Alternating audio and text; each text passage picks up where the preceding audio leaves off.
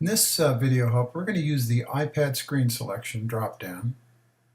What we're going to do is go down to the Trip Accounting iPad, and we're going to click on the button. What this is going to do, it's going to open the Trip Accounting portal for the iPad. And if you recall from a previous video, on the trip information screen, there was a portal record in there for the accounting information. And what happens is this is the individual row information for that particular record that you click on to come to the portal. Now the summary of the information for that particular portal for that record, which is ID number 2, is going to include the summary totals, not just for this record, but for all the records in the portal for that particular record number 2. It's also going to include the trip comments, and also if you had the receive from and receive for and credit information for this particular record, it would include that.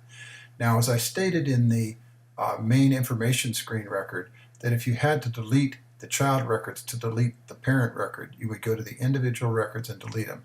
Well, that's what this delete record button is for.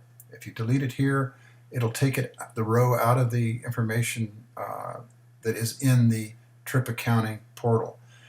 And then you would want to empty all the portal records. And as I stated before in the prior video, the only reason you would do this is if you had some kind of a corruption or an issue that you had to delete records from the one record in the app.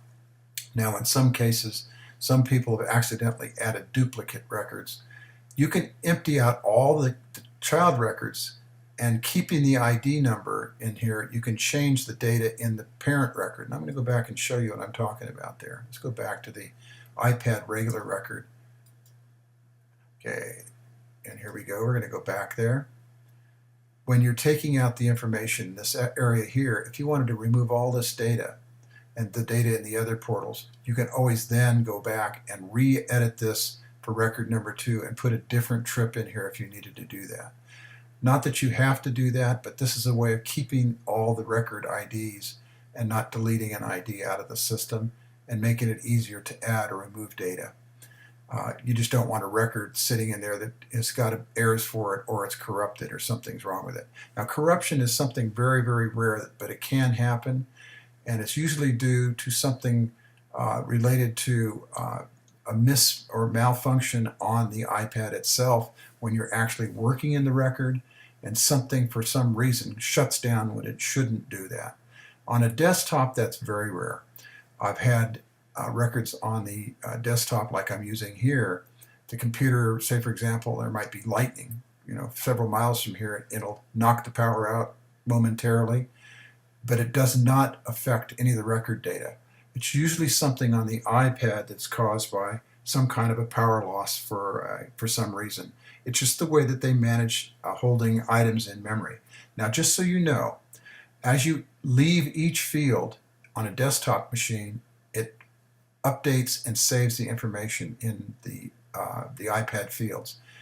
On the iPad, it holds them in a global memory for all the records, and if you lose power, it may erase all the data you put in for that particular record entry or edit that you were doing. So you'd have to go back and re-enter that information. But if for some reason it did corrupt the record, it's best to just go ahead and delete all the information that's remaining and reinsert it so that it's properly added to the record keeping. Okay, that is, like I said, a very unusual thing, but it can happen. And I have had people, out of 4,300 customers, I've had a few people that have had that kind of problem. It used to be more of a problem when we were syncing records from the iPad to the desktop, and if you lost your Wi-Fi connection, it could damage the records on the iPad, but it did not normally hurt the desktop, because the desktop closes the record transaction at the end of the sync and then saves everything.